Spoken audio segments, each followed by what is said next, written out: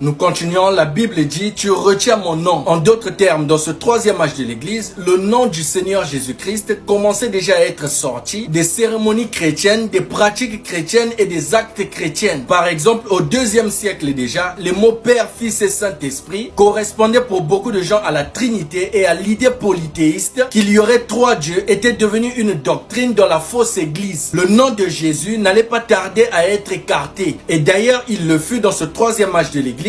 Et c'est par les titres du seul grand Dieu, du Père, du Fils, du Saint-Esprit, du Créateur et de l'Éternel qu'on allait remplacer le nom Seigneur Jésus-Christ. Alors que dans Colossiens 3,17, il est écrit « Et quoi que vous fassiez en parole ou en œuvre, faites tout au nom du Seigneur Jésus, en rendant par lui des actions de grâce à Dieu le Père. » Alors que le grand nombre abandonnait la foi véritable et adoptait la Trinité, en baptisant au moyen des titres de la divinité, le petit troupeau de Dieu, le petit nombre de vrais croyants de ce temps-là continuaient à baptiser au nom du Seigneur Jésus-Christ, restant ainsi attachés à la vérité. Et cette réalité est valable encore aujourd'hui. Quand vous regardez la majorité des obédiences et des dénominations, ou je peux dire la majeure partie des églises chrétiennes aujourd'hui, baptisent au nom du Père, du Fils et du Saint-Esprit. Il n'y a qu'une poignée de personnes, une poignée de gens qui sont restés avec la vérité du nom de Jésus-Christ, qui ont retenu son nom. Autre chose encore, les chrétiens de ce troisième âge de l'église, les véritables chrétiens, les vrais croyants qui étaient peu nombreux, portaient sur eux le nom de chrétiens. Ils n'étaient pas une dénomination, contrairement à la majorité des personnes appartenant à la fausse église en ce temps-là. Et aujourd'hui, en ce temps de la fin, on remarque le même phénomène. Lorsqu'on pose à une personne une question de savoir, monsieur ou madame, es-tu chrétienne? La personne répond oui, je suis chrétienne pentecôtiste, ou bien je suis baptiste, je suis méthodiste, je suis presbytérien, je suis catholique, je suis protestant, je suis du message, je suis branhamiste, je suis témoin de Jéhovah. Ils s'identifient à leur dénomination au lieu d'être tout simplement chrétiens. Mais ils ne savent pas qu'en faisant cela, ils renient le nom du Seigneur. Ils ne retiennent pas son nom. Mais heureusement qu'au milieu de toute cette confusion, il existe un petit peuple, un petit troupeau de Dieu qui refuse de s'appeler branhamiste, qui refuse de s'appeler croyant du message, qui refuse de s'appeler pentecôtiste, qui refuse de s'appeler catholique, protestant, baptiste, méthodiste, orthodoxe, et qui s'appelle tout simplement chrétien. Alléluia, alléluia, alléluia. Oh my. Voilà le genre de personnes dont nous avons besoin en ce temps trouble. Donc puisque tant de personnes se réclamant être chrétiennes déshonoraient le nom du Seigneur dans ce troisième âge de l'église, en faisant de lui trois dieux et en remplaçant son beau et magnifique nom par des titres, alors les signes, les prodiges et les miracles commençaient à disparaître au milieu des gens. Mais ces signes, ces miracles et ces prodiges restaient manifestes au milieu de la petite église, le petit troupeau de Dieu, le petit nombre de vrais croyants qui étaient restés avec la parole et le nom du Seigneur. On continue et le Seigneur ajoute que non seulement tu retiens mon nom, mais aussi tu n'as pas renié ma foi. Là, il s'adresse au petit groupe de croyants de ce troisième âge de l'église qui étaient restés avec la parole. Dans Acte 3, verset 16, selon la version Darby, quand on a demandé à Pierre comment s'est produit le puissant miracle de l'infirme à la porte appelée la Belle, voici comment il l'a expliqué. Il dit, et par la foi en son nom, c'est-à-dire celui de Jésus-Christ, c'est ça qui a raffermi cet homme qui était infirme, que vous voyez et que vous connaissez. Il ajoute, et la foi qui est part de lui a donné à celui-ci cette entière disposition de tous ses membres en la présence de tous. Vous voyez, Pierre explique que c'est le nom de Jésus et la foi de Jésus qui ont produit ce miracle. Pierre ne dit pas que c'est sa foi à lui en Jésus-Christ qui a produit ce miracle. Mais Pierre dit que le nom de Jésus, utilisé dans la foi qui vient de Jésus, avait accompli cette œuvre glorieuse. Et c'est de cette foi dont parle le Seigneur Jésus dans ce passage. C'était sa foi à lui. Voilà pourquoi vous ne pouvez pas être un vrai croyant chrétien si Jésus-Christ ne vous donne pas sa foi à lui. Parce que de vous-même, vous ne pouvez croire que mentalement, selon la compréhension que vous avez des Écritures, la compréhension que vous avez de ce qu'on vous dit de Dieu et de Jésus. Si vous ne comprenez pas, vous ne croirez pas. Or, la vraie foi n'a pas besoin de comprendre pour croire. Et cette foi-là ne vient que de Dieu seul. Alléluia. Il faut que Jésus vous la donne. Il faut qu'il place ça dans votre cœur. Parce que la vraie foi, c'est celle qui vient du cœur. La foi mentale ne tient pas devant l'épreuve et la tentation. C'est pourquoi nombreux d'entre vous ici là tombent dans la pornographie, dans la masturbation, dans l'adultère, dans l'impudicité, dans la fornication, dans le vol, dans le mensonge et dans les habitudes du monde. Incapables de maintenir un rythme quotidien de lecture lecture de la parole et de prière pendant 2 mois. C'est toujours en dents de scie qu'on le fait. 2 jours on lit la Bible, après on vient lire après 3 semaines. Une journée on sent vraiment l'envie de prier, on prie.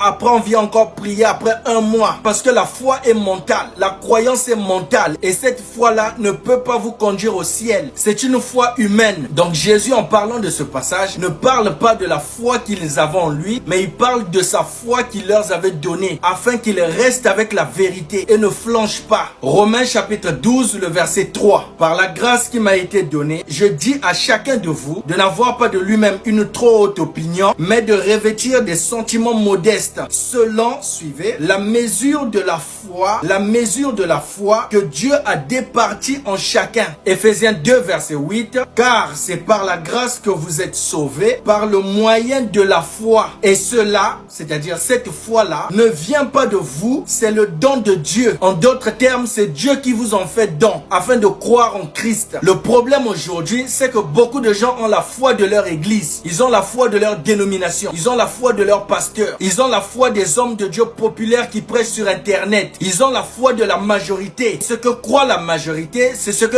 eux y croient. Ils n'ont pas la foi de Christ en eux. Ils n'ont jamais reçu la foi de Dieu. Voilà pourquoi ils ne peuvent pas croire la parole de la Genèse à l'Apocalypse. Il y a des choses qu'ils vont rejeter, comme le baptême au nom de Jésus-Christ, la divinité suprême de Christ étant Père, Fils, Saint-Esprit, le ministère de la parole accordé exclusivement aux hommes, le baptême du Saint-Esprit dans l'âme et non dans l'esprit, le baptême du Saint-Esprit comme expérience et non comme parler en langue, l'interdiction formelle pour la femme de porter des pantalons et de se maquiller, ainsi que la venue du prophète Branham prophétisé dans Malachie 4. Tout ça, pour croire ça, il faut que Dieu vous donne sa foi. Alléluia! Oh my!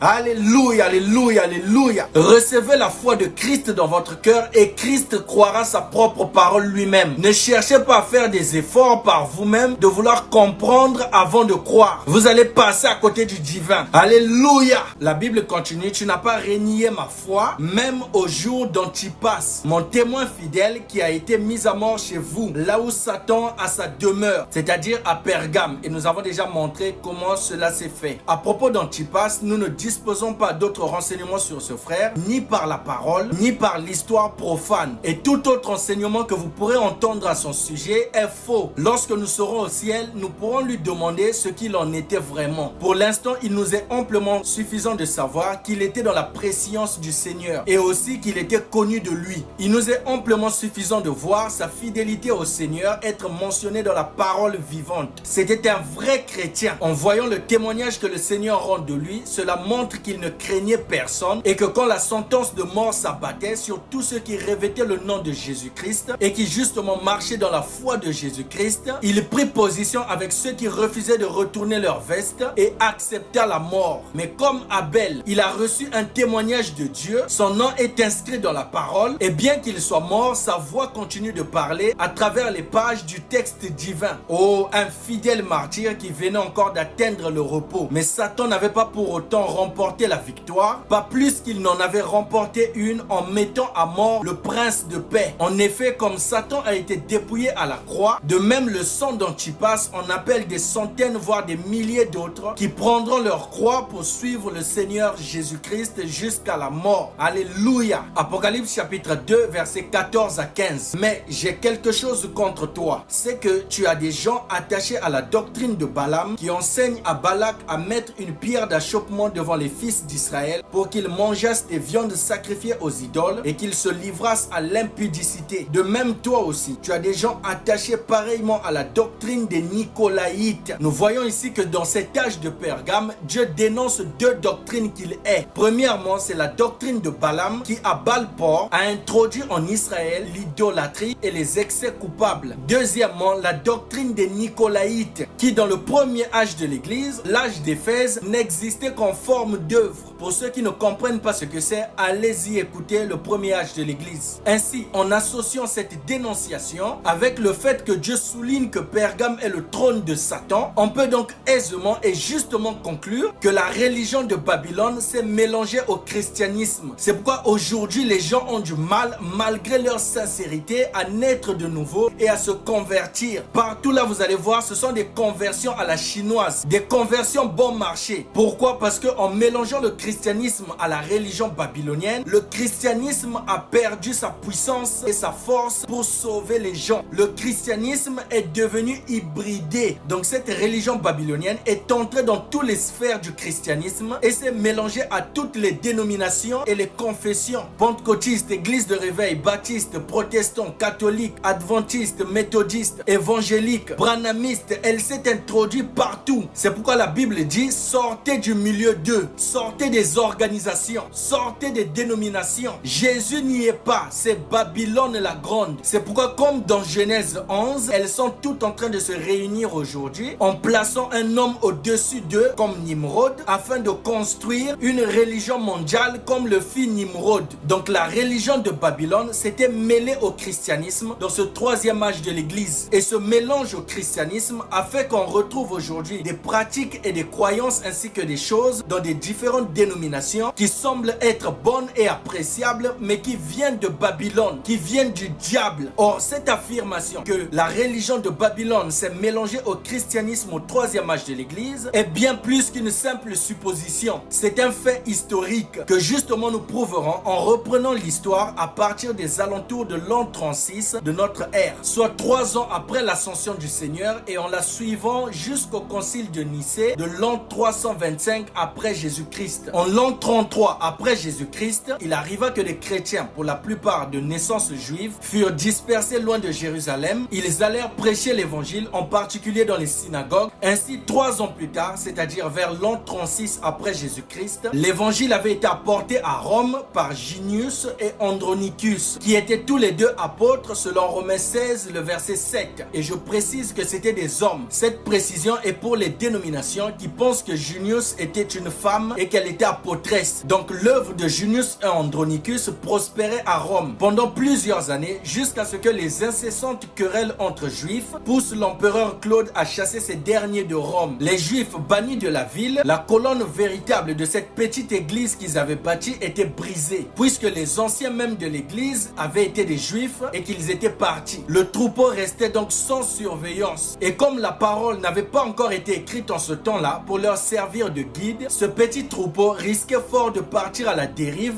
ou d'être submergé par la philosophie et les païens de l'époque. Mais comme les loups cruels rôdaient autour de l'église et que l'esprit de l'antichrist était en liberté, l'histoire nous montre que cette petite église de Rome rétrograda et qu'elle se mit à introduire des cérémonies païennes sous des titres chrétiens. La période de l'exil ayant duré 13 ans, les fondateurs Junius et Andronicus ne revinrent pas avant l'an 54 après Jésus-Christ. Imaginez leur stupeur en trouvant une église mélangée au paganisme. Une église ayant pris des symboles de la religion païenne et l'ayant donné des titres chrétiens. Une église terriblement païenne. Il y avait dans l'église des autels sur lesquels on mettait de l'encens et sur lesquels on célébrait des rites païens et des fêtes païennes. N'est-ce pas ce qui se passe aujourd'hui? Surtout en ce mois de décembre, ce mois de fête. Regardez les églises dénominationnelles. 14 jours de jeûne et prière. 40 jours de jeûne et prière. 15 jours de jeûne et prière. Sur quel thème? Rebâtir l'autel. Comment construire son autel? Détruire les autels familiaux. Et à la fin, ils vont fêter la Noël et la bonne année qui sont des fêtes païennes qu'on a remplacées avec des titres chrétiens. Vous voyez d'où l'esprit a commencé? Depuis le troisième âge. C'est là-bas que ça avait été introduit. Vous arrivez dans le christianisme, vous trouvez ça normal. Avec votre sincérité, vous commencez à pratiquer. Ne sachant pas que c'est la religion de Babylone que vous pratiquez. Donc Junius et Andronicus ne pouvant pas obtenir de recours auprès des nouveaux anciens de l'église qui étaient dans cette église de Rome, alors à cet effet, Junius et Andronicus fondèrent une nouvelle église à Rome, une seconde église avec les quelques individus qui auraient essayé de rester fidèles à la parole et à la foi des apôtres. Dieu était donc avec eux et agissait généreusement parmi eux au moyen des signes, des prodiges et des miracles, au point qu'on fonda une troisième église à Rome. Et bien qu'on ait reproché à la première église de Rome d'être païenne et non chrétienne de culte, elle refusa d'abandonner son titre ainsi que ses pratiques et ses rites païens. Ainsi, elle s'autoproclama comme la première église chrétienne. C'était même arrivé au point que les empereurs et plusieurs hauts responsables du gouvernement, pour des motifs d'ordre politique, favorisaient cette première église de Rome. Aussi, quand les dirigeants de la première église de Rome se trouvèrent favorisés, ils en profitèrent pour retourner le gouvernement contre les vrais croyants, pour exiger que ces derniers soient persécutés s'ils ne rejoignaient pas leur leur camp. Tel fut le cas d'un certain Anicée, évêque de la première église de Rome, qui vécut au IIe siècle et qui était de la même époque que Polycarpe. Lorsque Polycarpe entendit que la première église chrétienne de Rome se livrait à des cérémonies païennes et qu'elle avait corrompu la vérité de l'évangile, il s'y rendit pour les implorer de changer, mais c'était peine perdue. En arrivant à Rome, Polycarpe les vit se prosterner devant des statues qui portaient le nom des apôtres et des saints, chose que cette église n'a pas arrêté de faire d'ailleurs jusqu'aujourd'hui. Polycarpe les vit allumer des cierges et brûler de l'encens sur l'autel. Il les vit célébrer la Pâque sous le nom de Pâque avec S à la fin, en élevant le pain en forme de disque qui honorait le dieu soleil. Et ensuite après, il répandait le vin en libation aux dieux. Mais ce saint vieillard qui avait fait 1500 km pour venir vers eux, les persuader de revenir à la vérité, ne put les empêcher de sombrer. Mais au moment où ils s'en allaient, Dieu parla à travers sa bouche et dit: Éphraïm est marié à ses idoles, laisse-le. Un passage de Osée 4 verset 15. Après cela,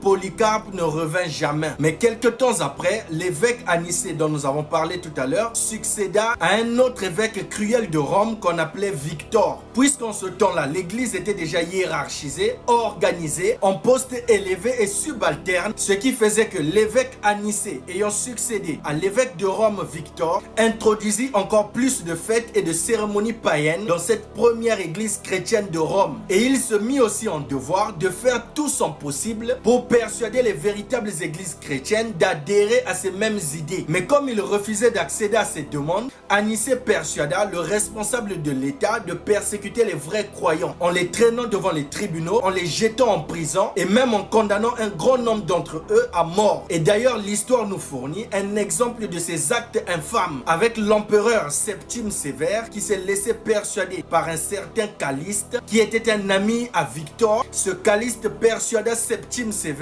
de mettre à mort 7000 vrais croyants qui se trouvaient justement dans la ville de Thessalonique. Pourquoi? Parce qu'ils avaient refusé de célébrer la Pâque comme eux et qu'ils avaient préféré la célébrer selon l'enseignement du Seigneur Jésus. Ainsi, à l'époque de ce troisième âge de l'église, nous avons deux églises qui portent le nom d'église chrétienne, mais pourtant il y a une large et profonde différence entre elles. On a d'un côté l'une qui a abandonné la vérité et a épousé les idoles. Elle devenait puissante par le nombre de ses membres. Elle avait la faveur du monde, tandis que de l'autre côté, la véritable église peu nombreuse était persécutée. Mais dans cette persécution, elle détenait la vérité, les signes, les prodiges et les miracles l'accompagnaient. Elle n'aimait pas sa propre vie, mais restait attachée au nom du Seigneur Jésus-Christ et à sa foi jusqu'à la mort. Ainsi donc, la terrible persécution de la Rome officielle s'abattit sur les vrais croyants jusqu'à ce que Constantin s'élève au pouvoir et accorde la liberté de culte religieux. Il semble que deux raisons soient à l'origine de l'octroi de cette liberté. En premier lieu, c'est que plusieurs bons empereurs qui étant au pouvoir n'autorisaient pas de persécution, mais une fois ayant quitté le pouvoir, ils étaient suivis par d'autres empereurs plus cruels qui à leur tour mettaient les chrétiens à mort. C'était devenu tellement absurde que l'opinion publique finit par admettre qu'il fallait laisser les chrétiens tranquilles vivre leur foi. La deuxième raison, qui est la plus remarquable et probable, est que Constantin allait au devant d'une bataille très difficile dans la conquête de l'Empire. Mais avant cette bataille, une nuit en songe, il vit apparaître devant lui une croix blanche. Pour Constantin, ce songe était un présage qu'il remporterait la bataille si les chrétiens priaient pour qu'il ait la victoire. Alors à cet effet, Constantin promit aux chrétiens la liberté s'ils remportaient la victoire. Victoire qu'il remporta pleinement et la liberté de culte fut donc accordée par l'édit de Nantes en 312 après Jésus-Christ. Mais cette délivrance de la part de Constantin à la persécution et à la mort ne semblait pas d'une intention aussi généreuse qu'il semblait l'être au premier abord. Parce qu'après cela, Constantin se posait maintenant comme un protecteur de la chrétienté. Et dans cette position de protecteur, son intérêt dépassait quelque peu celui d'un simple observateur. Parce que plus tard, il va décider de son propre gré que l'église avait besoin qu'il l'aide dans ses affaires. Pourquoi? Parce qu'il va constater qu'il y avait des désaccords sur plusieurs points, dont l'un était la doctrine d'un certain Arius, évêque d'Alexandrie, qui enseignait à ses disciples que Jésus-Christ n'était pas réellement Dieu, mais plutôt un être inférieur créé par Dieu. En fait, les gens ne réalisent pas aujourd'hui que toutes les croyances auxquelles ils adhèrent ont en fait été introduites quelques siècles après la mort des apôtres, et d'autres même pendant qu'ils étaient encore vivants, sous forme de nicolaïsme. Donc par rapport à ce que l'évêque Arius enseignait, l'église occidentale, elle, de son côté, défendait le point de vue opposé en croyant que Jésus était l'essence même de Dieu. Devant donc de tels désaccords vifs qui s'enflammaient de plus en plus, c'est alors que l'empereur Constantin convoqua le concile de Nicée en 325 après Jésus-Christ. Ainsi donc, si vous entendez parler du concile de Nicée en 325 sur internet, voilà la cause. Ce n'est pas ce que les gens racontent là sur internet. Ainsi que les animistes pour dire non, c'est là-bas qu'on a créé la chrétienté pour l'imposer à l'Afrique, etc.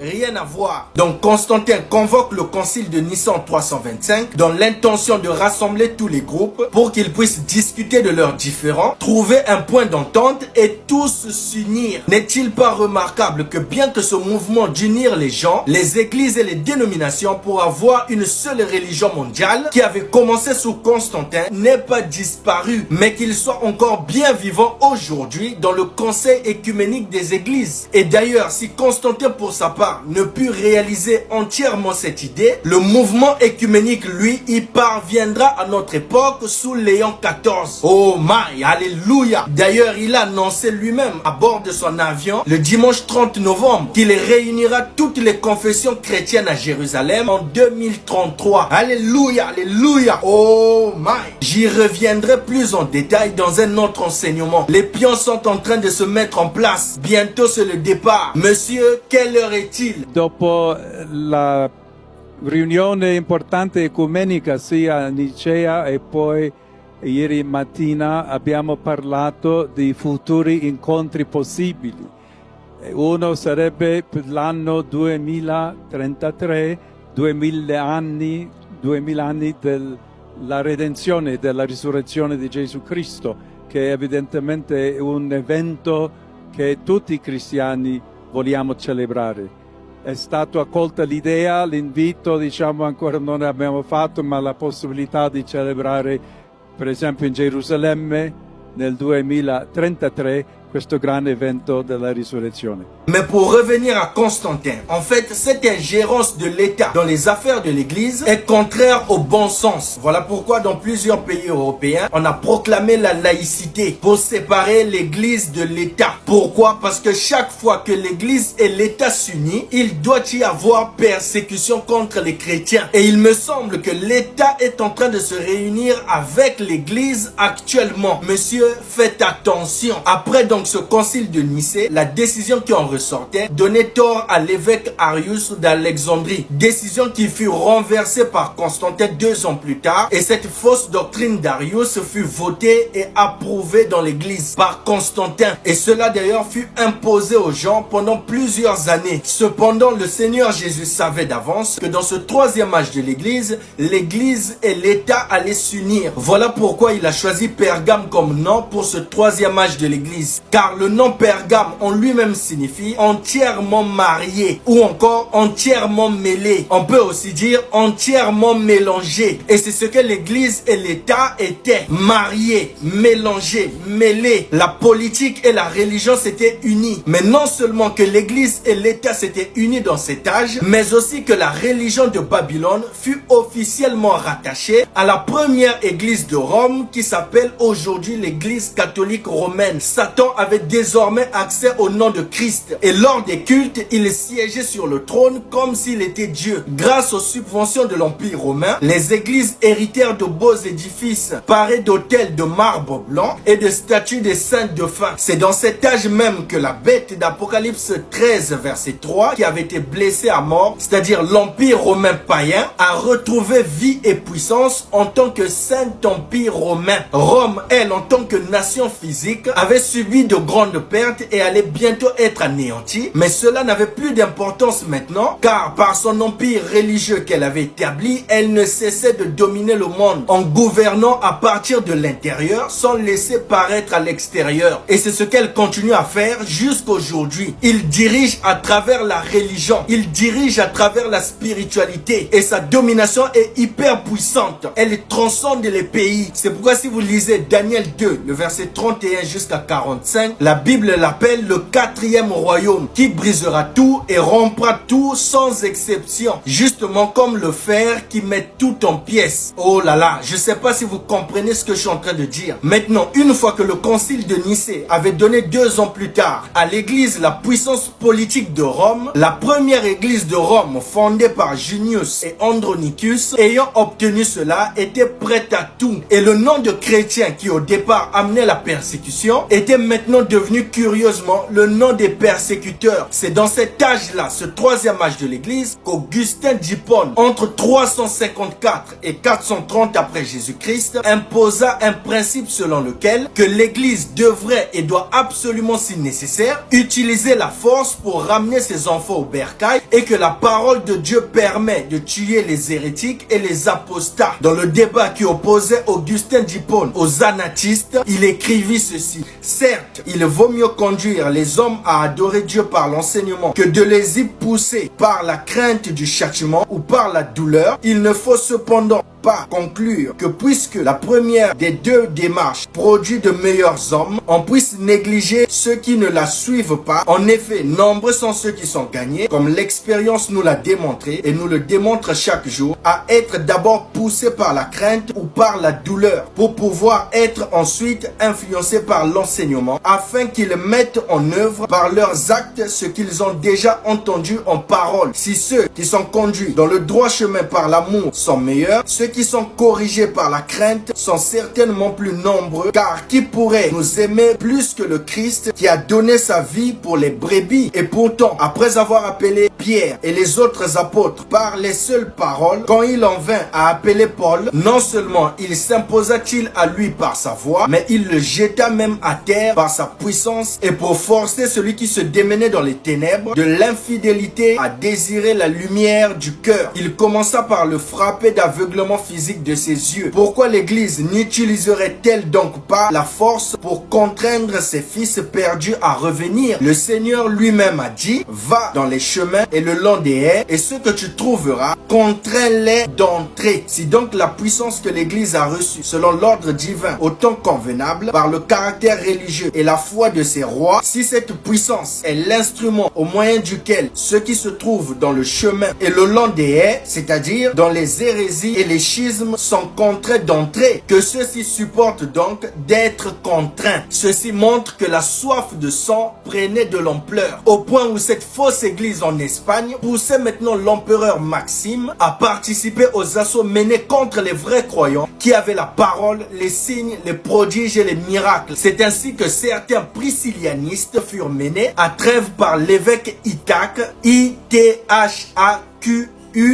en l'an 385 après Jésus-Christ. Le motif de persécution, c'est qu'il accusa les chrétiens de sorcellerie et d'immoralité. Et à cet effet, nombre d'entre eux furent exécutés. C'était malheureusement l'accomplissement de Jean 16, verset 2. À partir de ce moment, et en particulier dans l'âge des ténèbres, c'est-à-dire le 4e âge, nous verrons les enfants de la chair persécuter et faire mourir les enfants de l'esprit, bien qu'ils se disent tous du même Père, Jésus-Christ. C'était comme le cas de Ismaël et Isaac qui se répétaient dans le spirituel. Or, je n'ai pas encore abordé le point historique que j'avais promis de traiter, à savoir le mélange de la religion babylonienne de Nimrod avec la religion chrétienne. Vous vous souviendrez, pour ceux qui ont suivi, c'est la partie 60 je crois, quand j'ai parlé de comment Pergame était devenu le trône de Satan en faisant mention d'Atal. Atal qui s'était enfui de Babylone à Pergame et avait établi son royaume hors d'atteinte de l'Empire romain. Je profite de rectifier quelque chose chose que j'ai dit ici là dans la partie 60 en affirmant qu'Atal était prêtre et roi depuis Babylone. En fait, c'est une erreur. Atal est devenu prêtre et roi lorsqu'il est arrivé à Pergame pour établir son royaume. Parce qu'à Babylone, il était seulement prêtre. Voilà qui est rectifié. Donc, au fil du temps, ce royaume que Atal avait établi à Pergame prospéra avec l'aide du Dieu de ce monde, Kadian Pemba. Ainsi, Atal était à la fois roi et prêtre de Pergame. Après lui, plusieurs rois prêtres le succédèrent et de ce fait détenaient entre leurs mains chacun le trône de Satan, c'est-à-dire tous les mystères du satanisme, exactement comme le faisait Atal lui-même. Et cette succession se passa jusqu'au règne d'Atal III,